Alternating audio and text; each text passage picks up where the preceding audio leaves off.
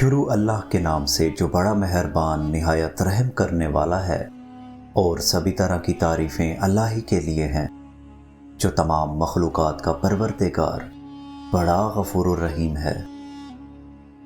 حق کی آواز۔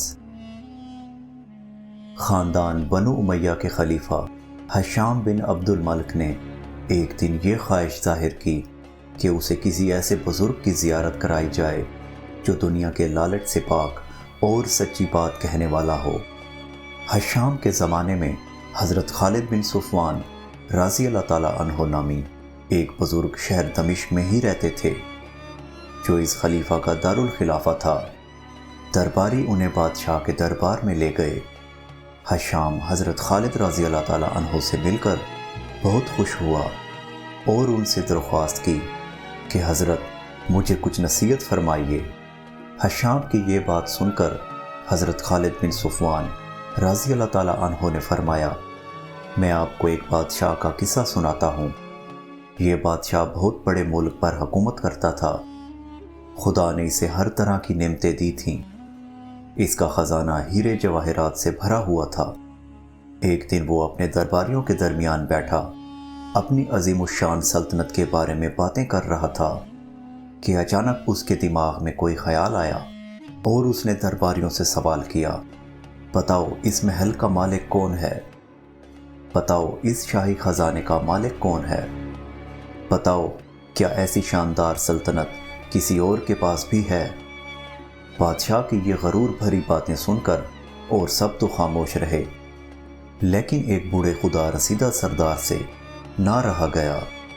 اس نے کہا، حضور والا، اس بات میں کوئی شک نہیں کہ حضور کا خزانہ بہت بڑا اور سلطنت بہت بڑی ہے، لیکن اس سلسلے میں یہ بات ضرور سوچنے کے قابل ہے کہ کیا یہ خزانہ کسی وقت کم نہیں ہو سکتا، اور کیا یہ سلطنت صرف حضور ہی کو ملی ہے؟ حضور سے پہلے کسی کے پاس نہ تھی۔ بادشاہ بولا، خزانہ تو گھٹنے بڑھنے والی چیز ہے، یہ کم بھی ہو سکتا ہے۔ رہی سلطنت کی بات تو یہ ہم سے پہلے ہمارے بزرگوں کے پاس تھی۔ سب کو معلوم ہے کہ ہم سے پہلے ہمارے والد صاحب، ان سے پہلے ان کے والد صاحب بادشاہ تھے۔ بزرگ سردار نے کہا، حضور والا، اگر اصل صورت یہ ہے تو ایسی چیزوں پر غرور ہرگز نہیں کرنا چاہیے۔ خزانہ ہو یا سلطنت، کوئی چیز بھی ایسی نہیں جو ہمیشہ انسان کے پاس رہے۔ جب انسان موت کے دروازے پر پہنچتا ہے تو اسے خالی ہاتھ قبر میں دفن کر دیا جاتا ہے، اور اس کے مال و دولت کے مالک دوسرے لوگ بن جاتے ہیں۔ پھر کچھ عرصے بعد ان دوسرے مالکوں کے ساتھ بھی یہ کچھ ہوتا ہے۔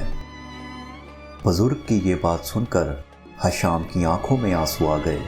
وہ اس قدر رویا کہ اس کی داڑھی آنسوؤں سے بھیگ گئی۔ خلیفہ کو روتے ہوئے دیکھ کر خوشامدید درباری حضرت خالد رضی اللہ تعالیٰ عنہ سے کہنے لگے، آپ نے اچھی نصیحت کی، مسلمانوں کے خلیفہ کو رنجیدہ کر دیا۔ حضرت خالد بن صفوان رضی اللہ تعالیٰ عنہ نے فرمایا، خاموش رہو، میں نے جو کچھ کہا ہے وہ امیر المومنین کے بھلے کے لیے کہا ہے، اور تم لوگ جو کچھ کہتے رہتے ہو اس سے بڑھ کر کوئی دشمنی نہیں۔ یاد رکھو، آدمی فائدے میں رہے گا جو اس دنیا کی زندگی کی حقیقت کو اچھی طرح سمجھ لے گا اور یہ جان لے گا کہ خواہ وہ کتنے ہی اونچے درجے کا مالک ہو، ایک دن اس کی زندگی ختم ہو جائے گی، اور اس کی زندگی کے بعد دوسری زندگی میں صرف اس کی نیکیاں ہی کام آئیں گی۔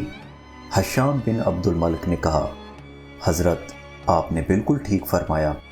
یہ کہہ کر اس نے حضرت خالد بن صفوان رضی اللہ تعالیٰ عنہ کو بہت عزت کے ساتھ رخصت کیا۔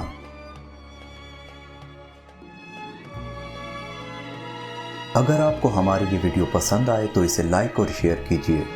کسی بھی قسم کے سوال اور اظہار رائے کی خاطر کمنٹس کیجیے، اور مزید ایسے دلچسپ ویڈیوز دیکھنے کے لیے ہمارے چینل واصف علی ٹی وی کو سبسکرائب کریں، اور ساتھ میں بنے بیل آئیکن پہ لازمی کلک کریں۔ اللہ نگہبان۔